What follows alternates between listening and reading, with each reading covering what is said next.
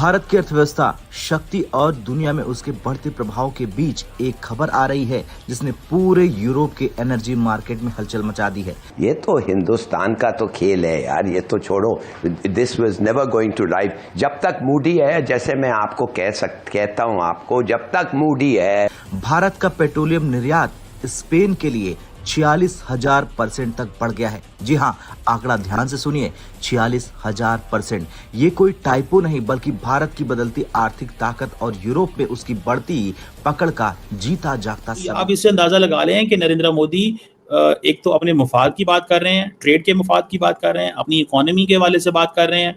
दूसरा, वो ये कह रहे हैं कि हम अमेरिका की सुनेंगे भी नहीं। तो इंडिया बहुत स्मार्टली प्ले कर रहा है, बिकॉज इंडिया को इस चीज़ का, इंडिया पीछे नहीं हटेगा। और इंडिया अगर पीछे हटता है तो नरेंद्र मोदी की पॉलिटिक्स बहुत ज़्यादा डैमेज होगी। और अगर पीछे हटेगा भी तो पब्लिक में पोजीशन और रखेगा और प्रैक्टिकल पोजीशन और रखेगा। देखिए, इंडिया को बड़ी मार्केट होने के ये एडवांटेज मौजूद हैं।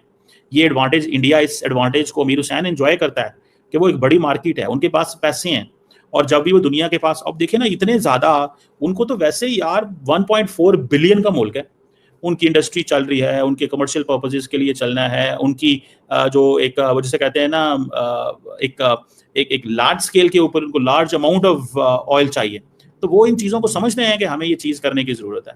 सो बहरहाल ये एक बड़ी चीज़ है। मैं ज़ाती तौर पे समझता हूँ कि इसमें न्यूयॉर्क टाइम्स में ये बात तो आई है, लेकिन इंडिया अपनी ट्रेड को डाइवर्सिफाई करेगा। तो वही यूरोपियन इंडिया फोन कर रहे हैं, सुनो कितना डीजल है तुम्हारे पास?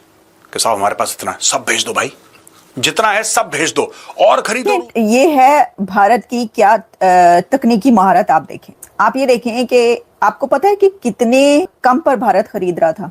देखिए, भारत ने जो तेल खरीदना था धड़ाधड़ वो तो खरीद लिया, वो तो टाइम अब गुजर गया। आप ये नहीं कहने को तैयार कि ये चीज गलत है, आप ये कहने को नहीं तैयार कि रूस का तेल खरीदना इलीगल है, गैर कानूनी है, वो कोई कहने को तैयार नहीं है। बस मत खरीदो। रशिया को इस चीज का पता है कि इंडिया हमारे बगैर अलावा कहीं नहीं जा सकता, और जो इंडिया इस चीज़ का पता है कि हम अपनी वो जो स्ट्रेटेजिक इकोनॉमी है उसको रखेंगे, हम उसको छोड़ेंगे नहीं। ठीक है। अब फॉर एग्जांपल, अब जो बात है कि जी रशिया से आपको पता है इंडिया कितना तेल ले रहा है इस वक्त। इंडिया अपना जितना भी तेल ले रहा है उसका तकरीबन 36-7% तेल, क्रूड ऑयल जो है वो रशिया से। कि डीजल दो। अब भारत के पास कच्चा तेल तो है नहीं, भारत रशिया फोन करेगा कि हम आपसे बल्क क्वांटिटी में खरीद रहे हैं और बताओ कितना सस्ता दोगे। वो बोलेगा अच्छा ठीक है, 2% और डिस्काउंट ले लो। भारत दबा के तेल खरीदेगा वहां से, रशिया से। यहां पे अपनी पूरी रिफाइनरीज उसकी 24 घंटे चलेंगी, तेल रिफाइन होगा और ये सारा का सारा तेल यूरोप जाएगा। और that's how it makes India one of the top oil destination of Russian oil जो है, followed by Iraq, Saudi Arabia and UAE. तो आप इस चीज से अंदाजा लगा लें, वो कहते हैं कि जी हम प्रेशर नहीं लेंगे। मैं वो जो इंडिया के पेट्रोलियम एंड नेचुरल गैस के मिनिस्टर हैं हरदीप सिंह पुरी, वो कहते हैं मुझे कोई परवाह नहीं है। ठीक है, मुझे, क्योंकि मैं अपने बॉस को देखता हूँ, वो भी प्रेशर नहीं लेता एंड मैं भी प्रेशर नहीं लूँगा। और that's how it makes India one of the top oil destination of Russian oil जो है। इधर से ये मौक़िफ़ आया इंडिया का कि जो भारत के लोगों के लिए सही होगा हम उसके मुताबिक तेल खरीद रहे हैं और हम उसी तरह से तेल खरीदते रहेंगे। ये तेल के ऊपर उनकी फिर से एक दफा पहले भी आई थी, अब फिर से ये स्टेटमेंट आई। तो इस वक्त अमेरिका सिर्फ पाकिस्तान को इस्तेमाल कर रहा है।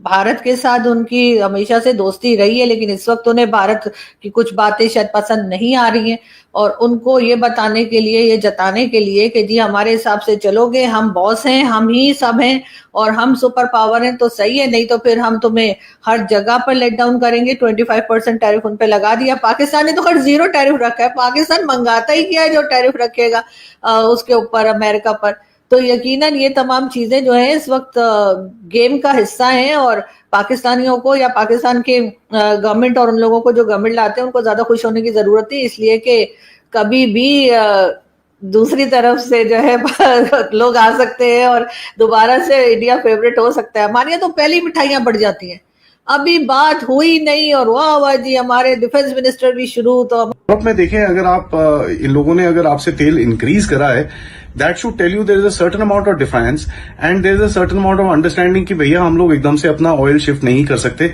सो जो ट्रम्प साहब इस टाइम पे यूरोप के पीछे पड़े हुए हैं कि भैया आप इंडिया से ऑयल बंद करिए और टैरिफ में घुसिए, वो होने के चांसेस कम ही दिख रहे हैं। क्योंकि एज अ मैटर फैक्ट एक चीज दिखती है कि इंडिया के पास, जो हमने पहले भी डिस्कस करा हुआ है मेन चैनल के ऊपर, जो रिफाइनिंग कैपेसिटी है उसको रिप्लेस करना मुश्किल ही नहीं है एट द मोमेंट, तो बिल्कुल भी नामुमकिन है। Because none of the countries concern have the kind of capacity, skill set या उनके पास मैन पावर भी इस चीज को हैंडल करने के लिए नहीं है। यूक्रेन के साथ अगर आपका जो डील्स चल रही है डीजल की, as a matter fact they are ongoing, and उसके बारे में भी जो रूमर्स चल रहे हैं, let me make that very clear, 15 से एक्चुअली वो इंक्रीज होकर 17% पे जाके डीजल सप्लाई जाके गिरेगा। So there will be a lot of leverage that you will be creating within that region as well. अब ये देखिए, ये सस्ते में आपको मिल जाता है तो it's easy. Obviously you can not be buying the entire lot from Russia, एक जगह पे डिपेंडेंसी होना भी अच्छा नहीं है। So you have to have multiple sources. और ये चीज हमको पता है कि भाई भारत के पास इस टाइम पे 44 सोर्सेज हैं तेल के, एंड जो पिछले हफ्तों में चल रहा था करीब 4 से 5 मिलियन बैरल्स आप तेल ले रहे थे यूएस से। सो ये 1-1.5 हफ्ते का जो 5 मिलियन बैरल का तेल आपने नहीं लिया, इसका ऑब्वियसली एक मैसेज और जाएगा कि साहब India is kind of not buying oil from us, यार ये थोड़ा ठंडा करो इस चीज। उसके बाद से तो हमने बिल्कुल ही काम काज छोड़ दिया। शायद पहले थोड़ा बहुत फिर भी किया करते थे, लेकिन अब तो बिल्कुल से ही छोड़ दिया है। और जाहिर है सऊदी अरेबिया और अरब कंट्रीज या गल्फ कंट्रीज को सर थोड़ा सा हमें दिक्कत होती है उनको कंट्रोल करने में, क्योंकि वो तो मोमिन है ना, वो हमारी रेस मिलती है, वो पहचान जाते हैं, इनसे बच के रहना, तो वो हमसे पैसा वापस ले ही लेते हैं। लेकिन जो कह लीजिए जो मुस्लिम कंट्रीज नहीं है उनको हम अच्छा खासा चूना लगाते हैं, चाहे वो चाइना हो चाहे कुछ हो। अच्छा वैसे तो हमें बड़ा, हम कहते हैं 2 नेशन थ्योरी है जी हमारी, और हम हिंदू और मुस्लिम साथ नहीं रह सकते, और हम अलग हैं वो अलग, मतलब क्या कहानियां हम सुनाते हैं लोगों को।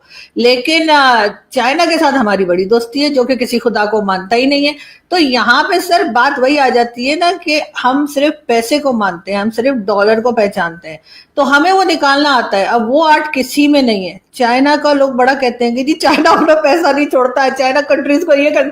मैं चैलेंज फेंकती हूँ टीवी पे बैठ के लाइव, मैंने कहा हमसे लेके बता दे, मैं मान जाऊं, हमसे पैसा लेके बता दे। हम तो उल्टा अभी हमने सीपीसी का जो फेज 1 है वो किया नहीं है, हम 2 के लिए पहुंच गए उसके पास कि चलो जी। और तो जो लेटेस्ट न्यूज़ आ रही है उसके हिसाब से इंडिया का एक्सपोर्ट 10 to 15% इंक्रीज़ हो गया है, और उसमें बेसिकली बहुत सारे फैक्टर्स हैं, लाइक ऑयल हो गया, और हम जो डेयरी फार्म्स हो गए, जैसे मेडिसिन, बहुत सारी चीज़ें हैं। बट ऑयल एक बड़ा मुद्दा है, क्योंकि होल कंट्री में हम सबसे ज़्यादा ऑयल एक्सपोर्टर बन चुके हैं। बिकॉज बॉयकॉट ऑफ रशिया, कोई कंट्री रशिया से ऑयल नहीं ले पा रही, बट भारत रशिया से कॉन्टीन्यूसली ऑयल सस्ते दामों पे लेके उसको यूरोप में और मिडल ईस्ट में एक्सपोर्ट कर रहा है, और इससे काफ़ी अच्छा हमको प्रॉफिट भी हो। और कहा जा रहा है कि मोदी साहब को कह रहे हैं कि मोदी साहब सिर्फ अपने कंट्री के हेल्पफुल के लिए सोचते हैं, और इसी तरीके से उन्होंने, ट्रम्प ने टैरिफ भी लगाया, बहुत सारी चीज़ें करी,